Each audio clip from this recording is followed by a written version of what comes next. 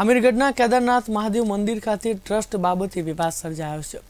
જેસોર ખાતે આવેલ કેદારનાથ મહાદેવ મંદિર પુરાણું પાંડવો વખતનું ધામ છે। વર્ષોથી કેદારનાથ મહાદેવ મંદિર ખાતે બાલુંદ્રા ગામના મહારાજ અને બાલુંદ્રા ઘાંટા અને વેરા ગામના લોકો સેવા પૂરી પાડે છે। ત્યારે અચાનક ગેરકાયદેસર ટ્રસ્ટને લઈને ભક્તોમાં રોષ ભભૂકી ઉઠ્યો હતો।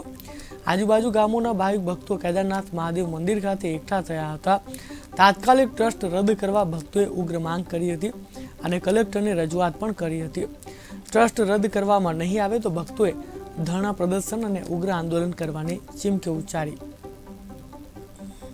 આજે અહીંયા આજુબાજુના ગામ લોકોએ મીટિંગ રાખી હતી કેદારનાથ મહાદેવ ટ્રસ્ટ બન્યું એ નિમિત્તે, અને એક પૂજારી તરીકે અમને પણ અહીંયા બોલાયા હતા, એટલે હું પણ અહીંયા આવ્યો છું।